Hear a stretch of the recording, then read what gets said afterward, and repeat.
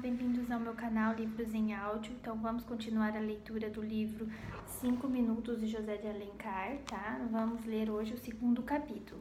Se você gostou desse vídeo, dê um like, se inscreva no canal se você ainda não é inscrito e não esqueça de ativar as notificações para que você saiba quando eu postar um novo capítulo, certo? Então vamos lá, segundo capítulo, 5 Minutos de José de Alencar. 15 dias se passaram depois de minha aventura. Durante esse tempo, é escusado dizer-lhes as extravagâncias que fiz. Fui todos os dias a Andaraí no ônibus das 7 horas para ver se encontrava minha desconhecida. Indaguei de todos os passageiros se a conheciam e não obtive a menor informação. Estava a braços com uma paixão, minha prima, e com uma paixão de primeira força e de alta pressão, capaz de fazer 20 milhas por hora. Quando saía, não via ao longe um vestido de seda preta e um chapéu de palha que não lhe desse a caça, até fazê-lo chegar à abordagem. No fim, descobri alguma velha ou alguma costureira desajeitosa e continuava tristemente no meu caminho. Atrás dessa sombra impalpável que eu procurava havia 15 longos dias, isto é, um século para o pensamento de um amante.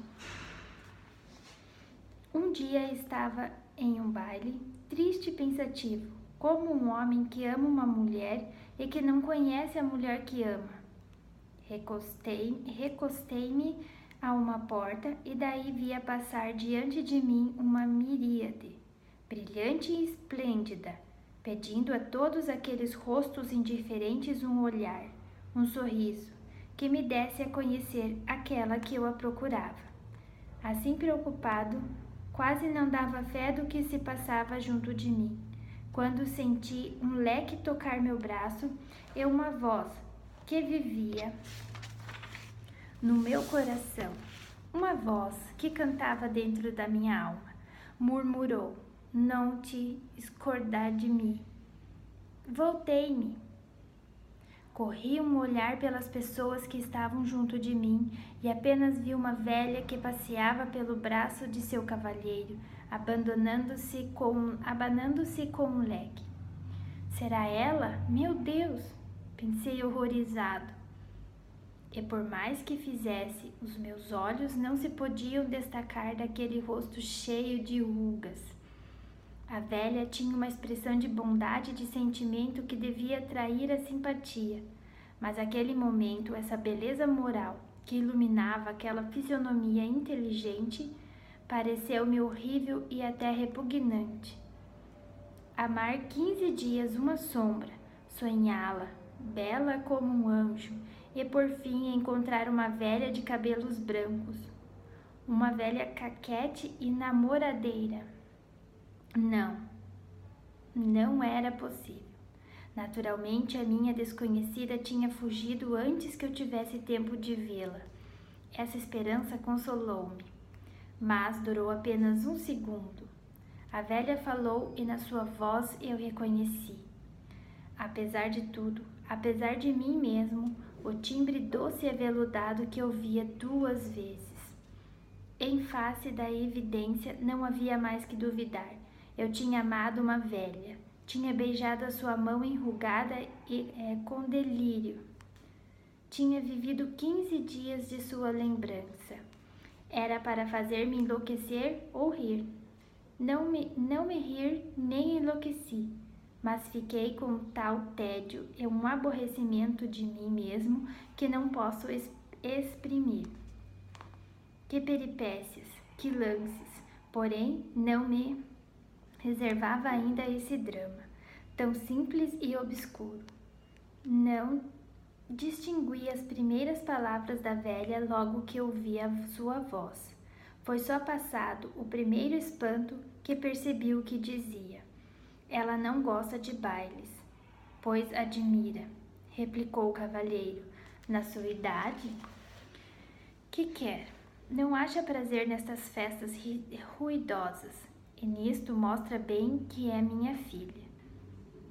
A velha tinha uma filha, e isso podia explicar a semelhança extraordinária da voz. Agarrei-me a esta sombra, como um homem que caminha no escuro. Resolvi-me a seguir a velha toda a noite, até que ela se encontrasse com sua filha. Desde este momento era o meu fanal, a minha estrela polar. A senhora e seu cavalheiro entraram na sala da escada, separado dela um instante pela multidão, ia segui-la. Nisto ouço uma voz alegre dizer da saleta: "Vamos, mamã." Corri e apenas tive tempo de perceber os folhos de um vestido preto, envolto num largo burnous de seda branca, que desapareceu ligeiramente na escada. Atravessei a saleta tão depressa como me permitiu a multidão e, pisando calos, dando encontrões à direita e à esquerda, cheguei enfim à porta da saída. O meu vestido preto sumiu pela portinhola de um cupê, que partiu a trote largo. Voltei ao baile desanimado. A minha única esperança era a velha. Por ela podia tomar informações, saber quem era a minha desconhecida, indagar o seu nome e sua morada. Acabar enfim com este enigma, que me matava de emoções violentas e contrárias. Indaguei dela, mas como era possível designar uma velha da qual eu só sabia pouco mais ou menos a idade? Todos os meus amigos tinham visto muitas velhas, porém não tinham olhado para elas. Retirei-me triste e abatido, como um homem que vê a luta contra o impossível. De 2 vezes que minha visão me tinha aparecido, só me restava uma lembrança, um perfume e uma palavra. Nem sequer um nome.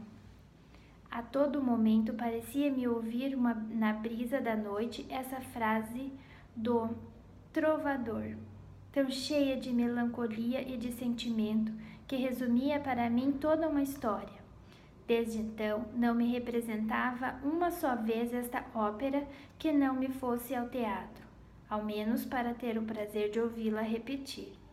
A princípio, por uma intuição natural, julguei que ela devia, como eu, admirar essa sublime harmonia de verde, que devia também ir sempre ao teatro. O meu binóculo examinava todos os camarotes com uma atenção meticulosa. Via moças bonitas ou feias, mas nenhuma delas me fazia palpitar o coração. Entretanto, uma vez no teatro, e passando a minha revista acostumada, descobri finalmente que Terceira Ordem, sua mãe, a minha estrela, o fio de Ariadne, que me podia guiar nesse labirinto de dúvidas. A velha estava só, na frente do camarote, e de vez em quando voltava-se para trocar uma palavra com alguém sentado no fundo. Senti uma alegria inefável. O camarote próximo estava vazio. Perdi quase todo o espetáculo a procurar o cambista incumbido de vendê-lo. Por fim, achei-o e subi de um pulo as 3 escadas. O coração queria saltar-me quando abri a porta do camarote e entrei. Não me tinha enganado. Junto da velha vi um chapeuzinho de palha com um véu preto rocegado. Quando não me deixava ver o rosto da pessoa a quem pertencia. Mas eu tinha adivinhado que era ela. E senti um prazer indefinível em olhar aquelas rendas e fitas que me impediam de conhecê-la, mas que ao menos lhe pertenciam. Uma das fitas do chapéu tinha caído do lado do meu camarote, e em risco de ser visto, não pude sustentar-me e beijei-a a furto. Representava-se a Traviata, e era o último ato, o espetáculo ia acabar. E eu ficaria no mesmo estado de incerteza. Arrastei as cadeiras do camarote, tossi, deixei cair o binóculo, Fiz um barulho insuportável para ver se ela voltava o rosto. A plateia pediu silêncio, todos os olhos procuraram conhecer a causa do rumor. Porém, ela não se moveu, com a cabeça meio inclinada sobre a coluna, em uma lânguida inflexão, parecia toda entregue ao encanto da música. Tomei um partido, encontrei-me à mesma coluna, e em voz baixa balbuciei estas palavras: não me esqueço. Estremeceu e, baixando rapidamente o véu, conchegou ainda mais o largo burnous de cetim branco. Cuidei que ia voltar-se, mas enganei-me. Esperei muito tempo e de balde. Tive então um momento de despeito e quase de raiva. Depois de um mês que eu amava sem esperança, que eu guardava maior fidelidade à sua sombra, ela me recebia friamente. Revoltei-me. Compreendo agora, disse eu em voz baixa e como falando a um amigo que estivesse ao meu lado. Compreendo porque ela me foge, porque conserva esse mistério. Tudo isso não passa de uma zombaria cruel, de uma comédia, em que eu faço o papel de amante ridículo. Realmente é uma lembrança engenhosa. Lançar em um coração o germe de um amor profundo, alimentá-lo de tempos a tempos com uma palavra, excitar a imaginação pelo mistério e depois, quando esse namorado de uma sombra, de um sonho, de uma ilusão, passar pelo salão, a sua figura triste e abatida, mostrá-lo às suas amigas como uma vítima imolada, aos seus caprichos e escarnecer do louco. É espirituoso. O orgulho da minha vaidosa mulher deve ficar satisfeito. Enquanto eu proferia essas palavras, repassadas de todo o fel que tinha no coração, a Charton modulava com a sua voz sentimental essa linda árida final de traviata, interrompida por ligeiros acessos de uma tosse seca. Ela tinha curvado a cabeça e não sei se ouvia o que eu lhe dizia, ou o que a Chanton cantava. De vez em quando, as suas espáduas se agitavam com um tremor convulsivo, que eu tomei injustamente por um momento de impaciência. O espetáculo terminou. As pessoas do camarote saíram, e ela, levantando sobre o chapéu o capuz do seu manto, acompanhou-as lentamente. Depois, fingindo que se tinha esquecido de alguma coisa, tornou a entrar no camarote e estendeu-me a mão. Não saberá nunca o que me fez sofrer, disse-me com uma voz trêmula. Não pude ver-lhe o rosto, fugiu, deixando-me o seu lenço impregnado desse mesmo perfume de sândalo e todo molhado de lágrimas ainda quentes. Quis segui-la, mas ela fez um gesto tão suplicante que não tive ânimo de obedecer-lhe. Estava como dantes. Não a conhecia. Não sabia nada a seu respeito, porém ao menos possuía alguma coisa dela. O seu lenço era para mim uma relíquia sagrada. Mas as lágrimas? Aquele sofrimento que ela falava? O que queria dizer tudo isso? Não compreendia.